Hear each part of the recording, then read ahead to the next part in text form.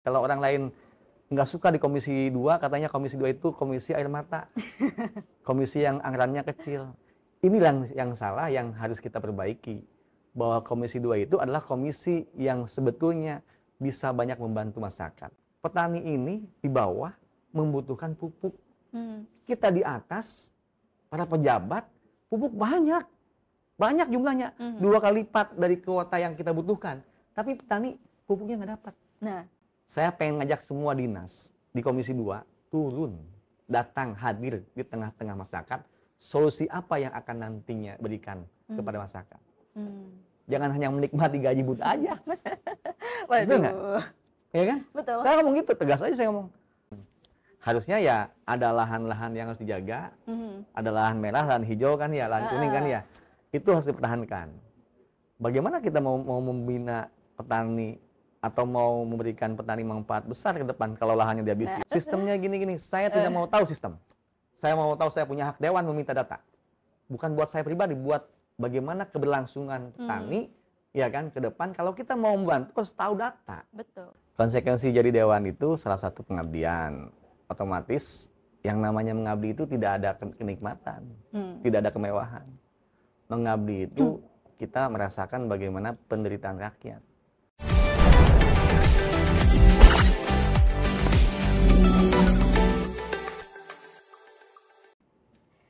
Halo Sobat Ekbis, jumpa lagi dengan saya Yashifa Yasmin dalam program Ekbis Banten Podcast.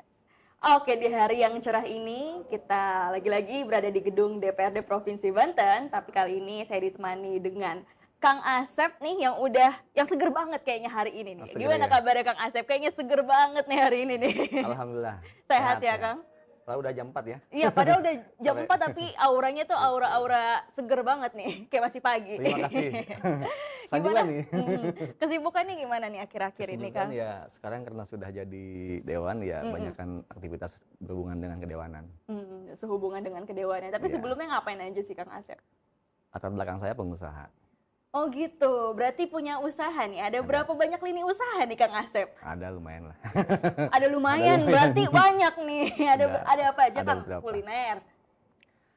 Kalau saya ada di perusahaan travel umroh haji di Bandung, ada beberapa juga perusahaan lain yang berhubungan dengan ada konstruksi juga sih, konstruksi jasa. Berhubungan dengan pelayanan. Ada juga yang saya sharing dengan teman gitu. Berarti bidang jasa ya sebenarnya ya? Ada aja. Tapi aslinya Kang Asep orang mana? Binuangen. Apa? Binuangen.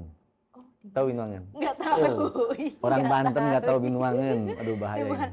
Di mana tuh? Binuangen itu adalah kota kecil. Gitu. Yang jauh sekali dari pandangan. Waduh, seberapa jauh nih Kang Asep? Karena Binuangen ini adalah salah satu kampung nelayan penghasil ikan terbesar di Provinsi Banten. Oh gitu. Kalau tahu Sabuk Oma, Layur pasti tahu Binuangen. Gitu. Kalau orang Banten tidak tahu Binuangen, saya ragu juga nih. Kebantenannya ya? Kebantenannya. Karena Binuangen itu adalah kokolotnya Banten. Berarti Kang Asep benar-benar dari pelosoknya Banten ya? Dari ujung. Dari ujung ya? Ujung. Tapi gimana ceritanya nih bisa sampai saat ini berada di gedung DPR? Pasti panjang dong ceritanya. Boleh dong dipersingkat, diceritain nih kepada Sobat Ekbis di rumah. Bagaimana perjalanan Kang Asep sampai dengan berada di titik saat ini? Ya, semuanya berdasarkan perencanaan yang matang ya.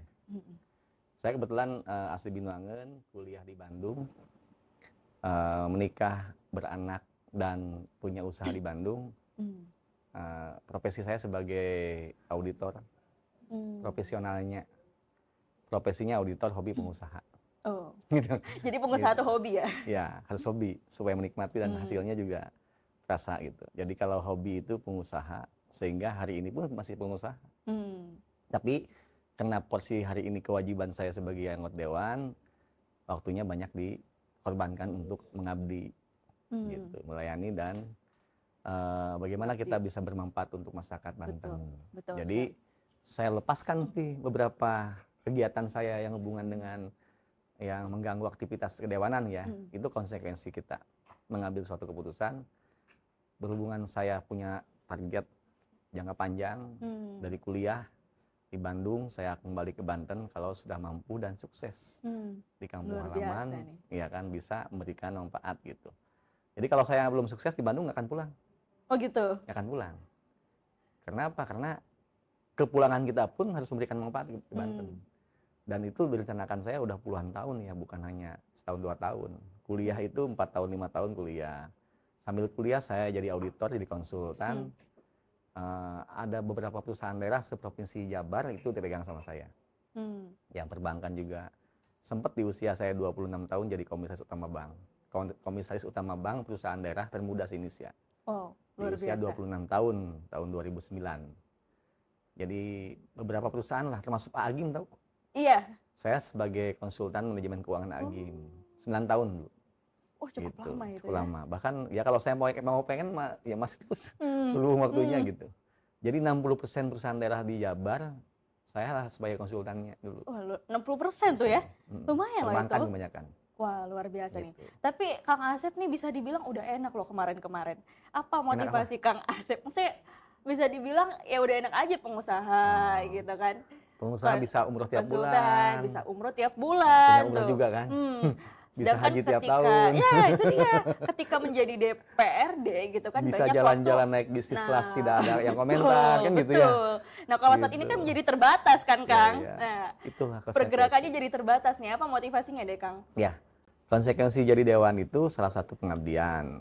Otomatis yang namanya mengabdi itu tidak ada kenikmatan, tidak ada kemewahan. Mengabdi itu kita merasakan bagaimana penderitaan rakyat. Kalau kita tidak bisa merasakan penderitaan rakyat, kita tidak peduli kepada rakyat. Jadi konsekuensinya, ya mungkin saya cukup sukses di kota dengan pengalaman saya, dengan posisi yang saya pernah dapatkan, dan alhamdulillah tidak jadi dewan pun saya bisa makan dan cukup lah gitu ya. Gitu. Tapi rasanya kalau saya tidak pulang ke kampung, dulu kan udah punya komitmen bahwa sukses saya itu untuk ke depan pulang kampung menciptakan bermanfaat di kampung. Jadi panggilan itu udah harus dilakukan. Jadi motivasinya Gitu. untuk memberikan kebermanfaatan Kebermanfaatan. di kampung halaman. Ini pas sebetulnya momen ini. Momen saya di petani ya. Betul. Pertanian berkelanjutan. Nah ini kita Nah, ngomongin di Komisi 2 nih. Betul. Saat ini kan Kang Asep di Komisi 2. Ini boleh dong kasih tahu sebenarnya Komisi 2 itu membidangi apa aja Kang? Ya, Komisi 2 itu membidangi pertanian, kelautan perikanan, perdagangan industri, koperasi UMKM, itu pembidangan. Dan ini perhutanan. Oh, Gitu. jadi yang hijau-hijau Yang hijau-hijau, dan biru-biru. segar. Inilah yang mungkin kalau orang tahu ya, inilah perjuangan yang paling terasa kepada masyarakatnya. Betul, betul. Karena ini komisi ekonomi, komisi yang bisa meningkatkan kesejahteraan masyarakat. Betul. Kalau dimanfaatkan dengan baik. Apalagi pertanian ya. Kalau nggak ada Pertanian. kalau nggak ada beras, nggak ada nasi, Cocok. nah nggak bisa makan Ada kita. nasi, ada ikan. Nah itu Cocok dia. kan gitu. Betul, betul. Jadi kalau kita punya duit banyak juga, kalau nggak ada nasi, nggak ada ikan, bukan orang Indonesia. Percuma ya. Nggak bisa makan. Apalagi orang Indonesia nggak ada nasi nggak makan Ya, gitu. betul, ya. Kita ngomong-ngomong pertanian nih Kang, kita mau tahu dulu dong kondisi pertanian di Banten tuh secara potret besarnya seperti apa sih saat ini Bang? Pertanian di Banten, meskipun saya 25 tahun di Bandung ya, tapi kan sejak lahir saya di Banten. Mama saya kebetulan keluarga petani, bapak saya keluarga nelayan. Cocok tuh perkawinan antara nelayan dan petani gitu.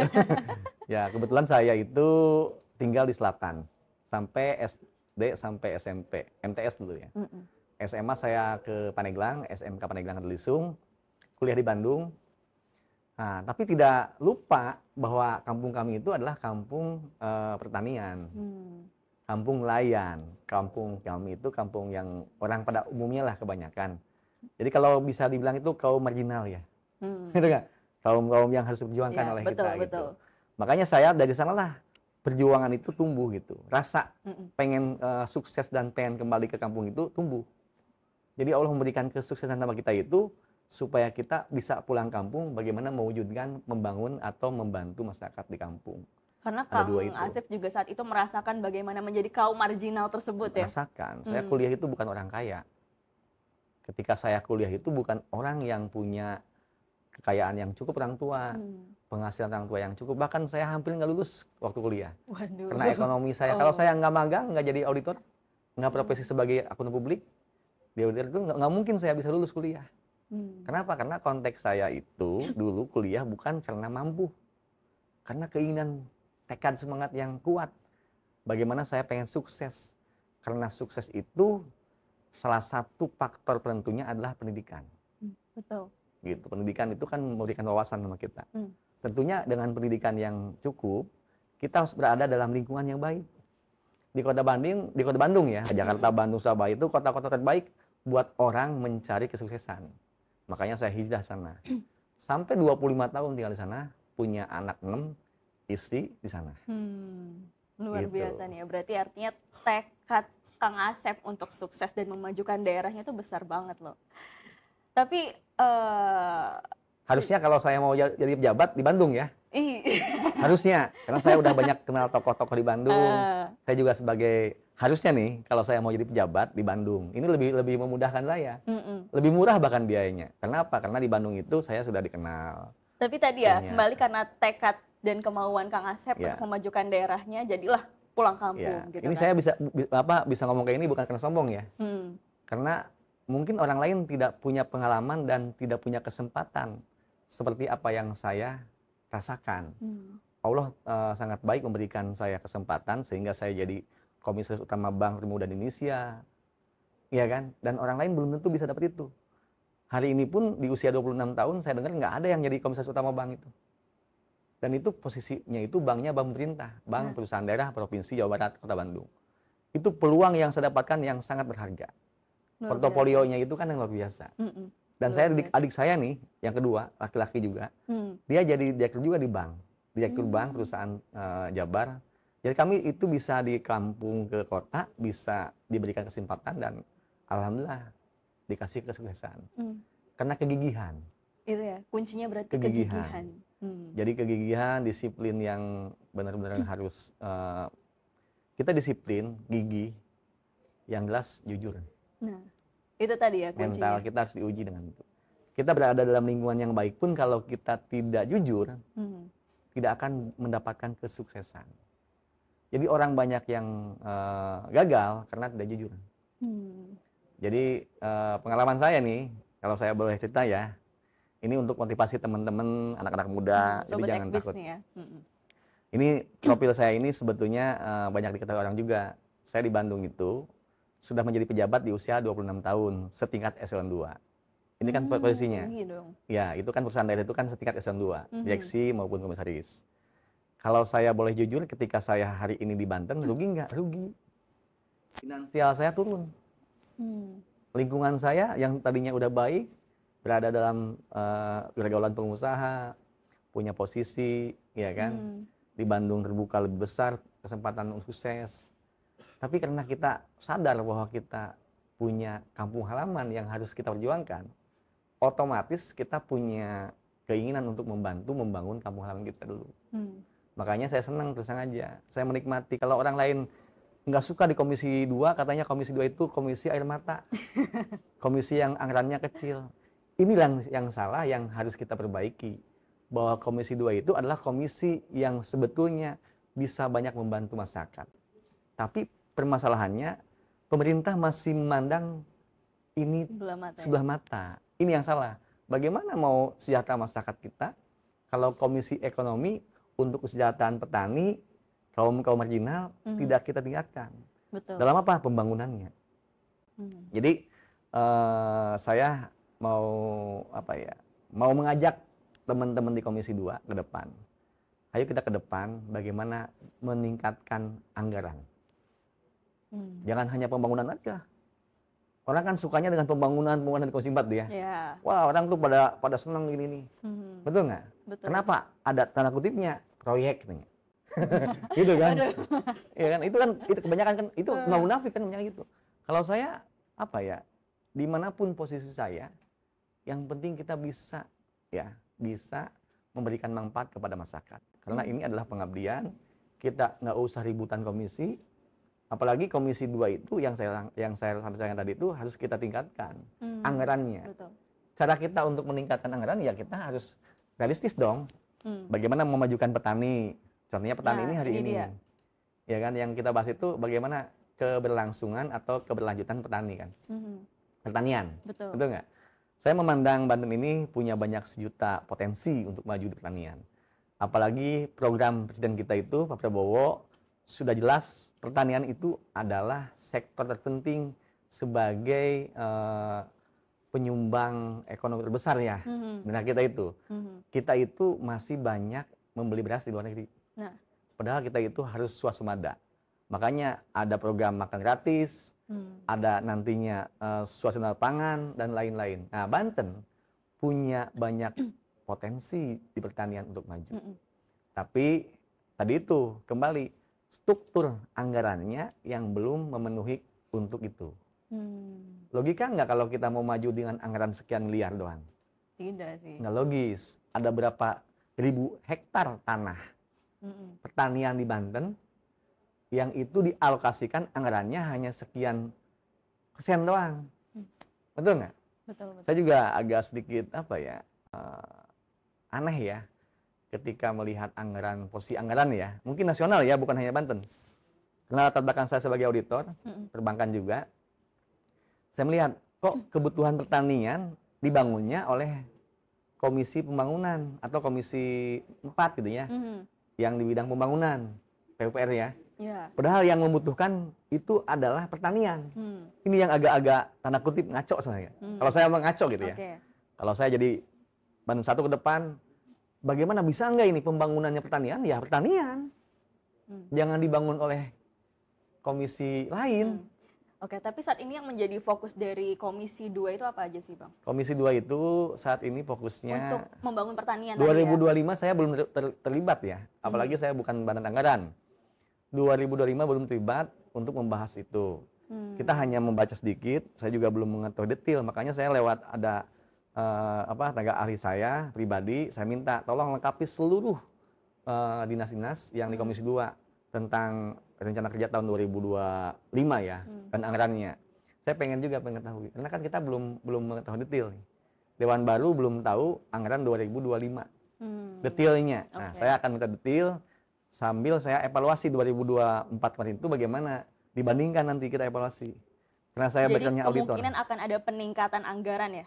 Bukan kemungkinan, harus dimungkinkan. Harus dimungkinkan. Oke, gitu tadi kan gitu. karena tadi ya untuk memajukan tadi butuh biaya gitu kan. Sejalan dengan program Presiden bahwa ekonomi pertanian itu, ketahanan itu harus diutamakan atau harus ditingkatkan. Berarti kan peningkatan itu harus sejalan dengan porsi anggarannya. Tapi yang jelas, mudah-mudahan ini terdengar juga dari semua teman-teman juga dari dewan-dewan yang lain ya.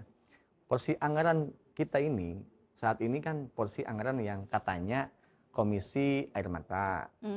Tapi program nasional mereka itu kan harus berpikir nih sesama dewan nih. Kita kan ketahanan pangan nih. Tidak hanya Kementerian Pertanian doang yang gencar di sini. Kita pun harus disambut dengan baik. Apa sih yang dari Banten kurang, kita sambut. Nah, itu dia. Betul nggak? Masih banyak banget kan PR di bidang pertanian khususnya di Banten ini. Ada porsi dari pemerintah pusat yang itu pembangunan besar, waduk dan lain-lain yang besar mungkin ya, yang dibangun oleh kementerian di RI, ada yang porsi provinsi dan kabupaten kota, gitu kan. Kebetulan di kita ini di Banten ini kebanyakan pembangunannya itu di kabupaten dan provinsi, gitu pertanian kan ya, yang kecil-kecilnya gitu. Betul. Nah tapi kalau saya melihat provinsi Banten ini masih banyak yang harus dibenahi tentang pertanian. Apa pertanian ini? Contohnya pertanian ini sekarang ini masih kepada sektor bantuan barang. Nah ini nih yang harus disampaikan oleh saya kepada teman-teman semua nih.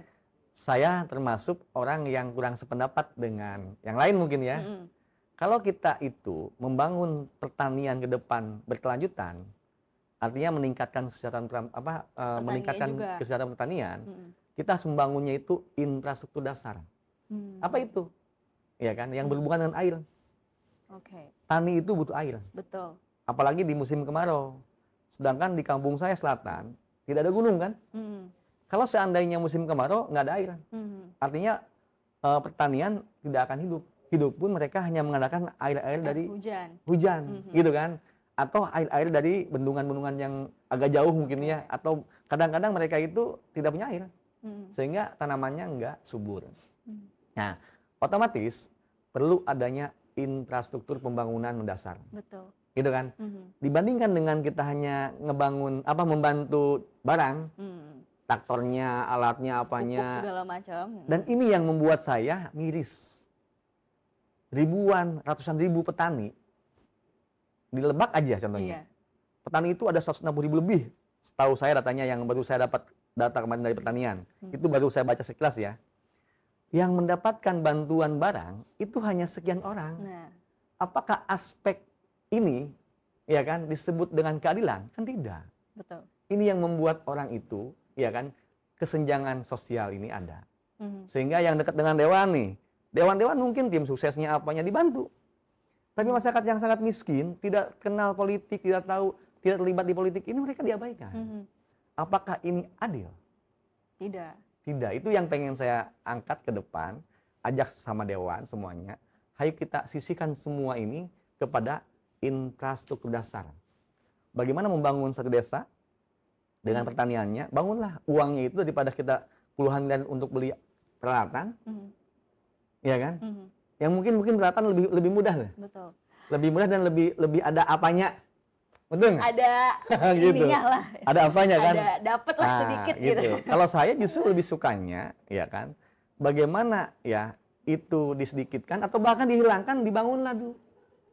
Karena Infrastruktur petani dasar ini ya. lebih membutuhkan dasar, infrastruktur dasar, pertanian, Hmm. air ya.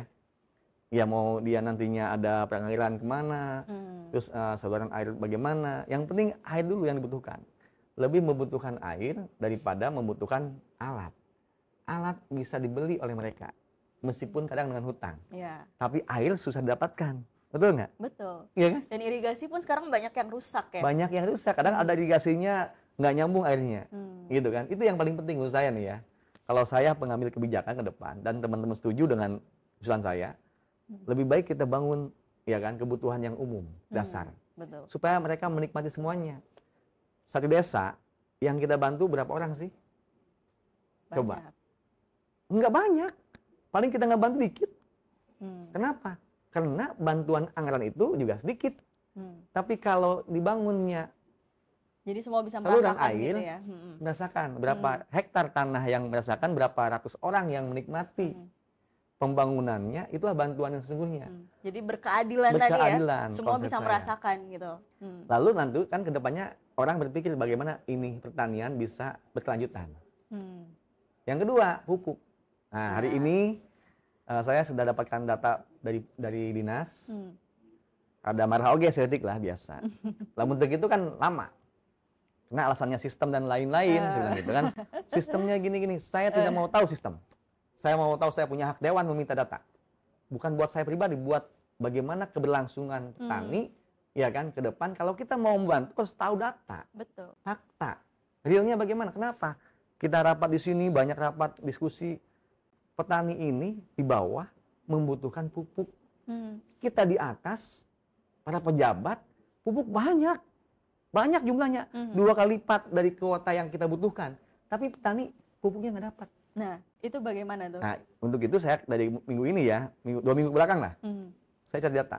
Nanti akan saya roadshow-kan, ya kan, dengan beberapa rekan saya mungkin di dapil nanti ya, masuk dengan PJ Bupati, dengan Dinas Kabupaten, Dewan Kabupaten, saya akan coba sinergikan. Saya akan bikin dulu di Lebak, baru nanti ke kabupaten lainnya. Oke. Karena Lebak dapil saya harus punya Kontribusi juga gitu. kontribusi dulu ke Lebak, baru ke yang lainnya. Karena tanggung jawab saya Banten, tapi saya harus jadikan Lebak ini sebagai percontohan dulu. Data yang sudah saya miliki, nantinya apakah petani ini penerima pupuk, ya kan? Sudah semua atau belum? Kan gitu. Oke. Apakah petani ini belum terdaftar sebagai penerima pupuk? Apa solusinya? Saya udah punya. Tapi kalau ngobrolin pupuk, panjang ini. Ya, tapi sebetulnya apa sih yang membuat pupuk dan bantuan-bantuan pemerintah lainnya tidak sampai Yang pertama, ke petani? sosialisasi yang kurang masif.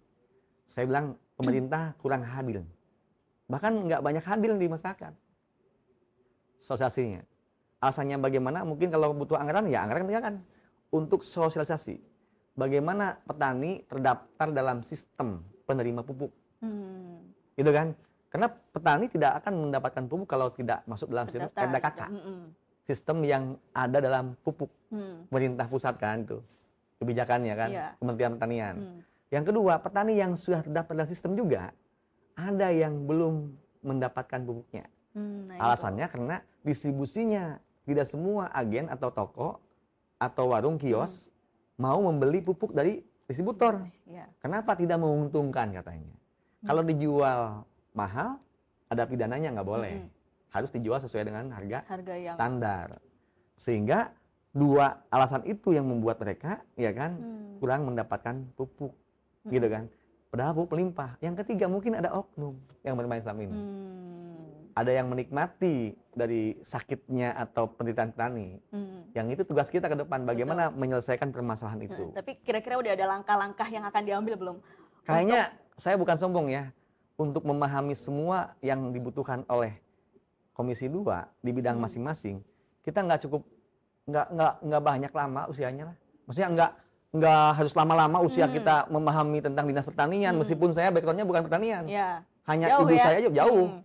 Background saya kan auditor keuangan, pengusaha. Tidak memahami cuma tinggal di lingkungan pertanian aja gitu ya. Karena punya keinginan. Karena punya empati. Kita belajar, apa sih permasalahannya, kebijakannya gimana. Ya kan? Kalau kita tidak ngerti kebijakan juga kan ya bahaya juga kan. Kebijakannya bagaimana pelaksanaan di bawahnya, sehingga kita akan belajar sana. Kalau kita punya keinginan dan keberanian untuk itu. Kadang kan kalau kita nggak punya keberanian, mohon maaf ya, bersikolah dengan si A, si B. Kita nantinya udah gitu mungkin ada kos biaya yang kita korbankan pribadi. Betul nggak? Secara pribadinya waktunya terbuang. Jadi cari aman aja ya. Terbuang, iya kan? Bahkan mungkin kos-kos pribadi terbuang. Dan inilah salah satu kenikmatan yang ada di Dewan. Fungsinya. Kita bisa punya power. Kalau saya suka. Kenapa? Tugas saya membela, memperjuangkan rakyat. Gitu. Bukan menikmati jabatan. Gitu kan?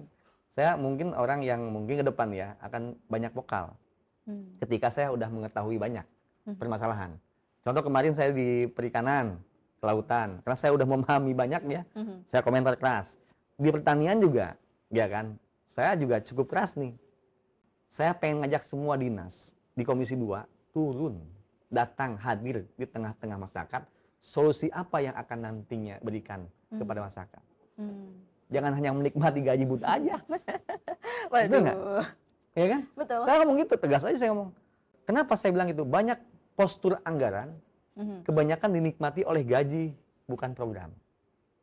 Bagaimana kita memberikan manfaat kesejahteraan buat masyarakat kalau postur anggarannya hanya belanja gaji, bukan belanja program. Betul nggak? Bukan untuk masyarakat. Bukan untuk masyarakat. Ya masyarakat juga sih sebenarnya yang gaji ini, cuma iya kan porsi untuk programnya sedikit, gitu. Harapan saya ke depan, ketika permasalahan pertanian ini, ya kan, dari mulai dari infrastruktur dasar pertanian, irigasi, distribusi bantuan, jalan-jalan ini, poros persawahan, jalan-jalan ini, industri produksi desa, produksi tani, bahasanya kalau sana. Dulu kan produksi tani, jadi ini ada menarik bahasanya. juga nih, usaha pertanian nih. Sekarang kalau berdasarkan data usaha pertanian di Banten juga kan menurun ya, Pak. Ya. Salah satu penyebabnya ya karena alih fungsi lahan, banyak lahan-lahan yang mengguritanya perindustrian gitu kan. Kalau di kota itu, kalau di kota mungkin kayak Tangerang, banyak alih fungsi lahan dari pertanian ke perkotaan, perumahan, industri dan lain-lain. Tapi kalau Lebak, Pandeglang, Serang, Kabupaten, Tangerang Kabupaten juga masih banyak. Masih aman ya? Masih aman. Ada 4 kabupaten yang masih aman menjadi kota, menjadi kabupaten dengan pertanian. Dan itu akan selalu dijaga berarti ya? Ya tergantung pemerintahnya. Punya blueprint untuk sekian tahun ke depan. Harusnya ya ada lahan-lahan yang harus dijaga, ada lahan merah, lahan hijau kan ya, lahan kuning kan ya. Itu harus dipertahankan. Bagaimana kita mau membina petani atau mau memberikan petani manfaat besar ke depan kalau lahannya dihabisin? Nah, itu dia. Betul nggak? Betul. Gitu. Jadi intinya gini, satu, saya pengen konsen ke depan bagaimana Ya, ini saya nih pribadinya. Ya, boleh Saya disampaikan pribadi, aja. ya kan, mau ngajak juga teman-teman, mudah-mudahan teman-teman setuju dengan ide saya. Iya. Saya pengen konsen bagaimana pertanian itu bukan hanya sebatas bantuan-bantuan alat, tapi lebih kepada bagaimana infrastruktur pembangunan dasar pertanian. Air yang dibutuhkan, betul nggak? Betul. Yang kedua, bagaimana pupuk itu yang subsidi dirasakan dan dinikmati petani sampai ke tangan petani. Dari pemerintah kan ada subsidi besar. Betul. Sampai. Kalaupun itu harus dianggarkan distribusinya oleh provinsi atau kabupaten, kita usulkan. Karena permasalahan distribusi itu katanya permasalahan yang tidak ada solusinya. Karena orang mau menjual pupuk, kalau pupuknya untung gede. Kalau ini kan ada untungnya, katanya. Yang ketiga, mungkin permasalahan mafia-mafia di bidang pupuk harus diselesaikan juga. Sehingga nanti pertanian kita ke depan tumbuh subur, memberikan manfaat, dan insya Allah kontribusi petani itu. Nah, saya mau ini menyampaikan nih. Hari ini ya kita kemarin pemilihan. Iya. Ya, Andersoni itu, ya kan, calon gubernur Banten itu, dia dari petani kan? Betul nggak? Betul. Mudah-mudahan pemimpin ke depan Andersoni setelah dilantik bisa mewujudkan dan bisa memberikan kontribusi buat petani, karena beliau pun katanya kan ya dulu kan ya di debat-debat saya dengar katanya sebagai petani. Mudah-mudahan beliau arah kebijakannya ke pertanian bagus. Oke. Karena Banten sektor perekonomiannya besar dan potensial untuk sukses. Jadi kita juga harus memperhatikan nanti kesejahteraan dari petani Banten. Betul, harapannya gitu. Harapannya seperti Harapannya itu. gitu. Tapi ngomong-ngomong kesejahteraan, apakah dari DPRD sendiri ya, pemerintah Provinsi Banten ini akan benar-benar mengoptimalkan untuk meningkatkan kesejahteraan petani ke depan, Pak? Harus. Kalau saya kan yang namanya juga, kita kan sebagai legislator, anggota dewan, kerjasama dengan pemerintah, kita sama-sama merencanakan, mengusulkan, dan sama-sama menyepakati bahwa sektor pertanian harus kita tingkatkan untuk kesejahteraan petani, sejalan dengan program pemerintah pusat, yaitu ketahanan pangan. Oke. Tapi kalau NTP pertanian di Banten tuh tergolongnya masih rendah, cukup, atau surplus nih? Kalau saya lihat itu, kalau sebetulnya kayak gabah aja ya, beras ya. Sebetulnya kalau Banten ini menghasilkan dari 4 kabupaten ya, sebetulnya kalau dinikmati oleh warga Banten cukup. Tapi kan ketika panen mereka dijual keluar. Kita kelemahan kita itu tidak banyak, bukan tidak banyak, bahkan tidak ada yang punya pabrik pengolahan beras besar. Mungkin di sini ada pabrik besar di Serang ya, tapi punya orang luar kan. Tapi orang Banten belum punya itu. Sehingga ketika panen, mereka itu kan butuh perawatan. Pasca panen langsung di open atau dijemur, ya kan? Butuh waktu cepat. Supaya si padi itu tidak membusuk atau tidak jadi kuning. Ya kan? Sehingga banyak dari Purwakarta, dari Lampung, dan dari mana-mana, mereka itu datang ke Lebak, Pandeglang, ke Serang, ketika panen, membeli hasil panenannya dibawa ke luar. Sehingga kita nggak tahu nih, sebetulnya kita itu surplus apa enggak. Tapi yang saya tahu pasti surplus. Kalau seandainya pembangunan pabrik di sini ada, kita digiling semua di sini. Digiling, dijual ke orang lain beras. Atau di stok di sini. Kalau saya lihat surplus. Iya, surplus, tapi kesejahteraan tidak sejalan gitu ya sama kesejahteraan petani ya. Iya. Kesejahteraannya kan masih rendah ya. Kadang petani itu mereka HPP-nya atau modalnya besar. Tapi ketika panen harga jualnya rendah. Tapi ada gak nih antisipasinya biar hal-hal seperti sebetulnya antisipasi ini? Saya paham antisipasinya ada. Karena salah satu faktor mahalnya biaya petani itu pupuk. Pupuk bersubsidi kadang-kadang susah. Lagi ke situ ya. Coba kalau dinikmati oleh petani pupuk subsidi, petani menikmati itu sebagai bagian daripada produksi kan. Meringankan beban petani. Ketika petaninya itu mendapatkan biaya yang murah, otomatis nanti nilai jualnya pun ketika harganya juga nggak terlalu tinggi, masih untung. Betul. Jadi gitu. Keuntungannya lebih besar gitu. Oh iya, saya juga HPP-nya... kemarin diskusi juga dengan Kepala Dinas Provinsi Banten. Ternyata kita juga tiap tahun menganggarkan nih. Jadi Provinsi Banten lewat Dinas Pertanian tiap tahun ternyata menganggarkan apa nih? Untuk asuransi ya kan, petani. Oh. Contohnya kalau panen gagal, 1 hektar ada berapa juta gitu, 3 jutaan maksudnya. Itu ada asuransinya. Rupanya ada asuransinya. Ada.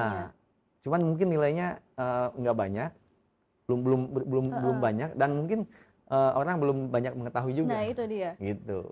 Belum banyak petani yang tahu ya. Iya. Salah satu faktor yang membuat petani gagal itu adalah musim kemarau. Musim hujan juga ya? Musim hujan berlebihan juga debitnya nggak bagus. Makanya saya bilang itu, infrastruktur itu adalah solusi terbaik. Karena bisa menjadikan sirkulasi air. Jangan terlalu banjir, jangan ada terlalu air kering gitu kan. Iya, oke.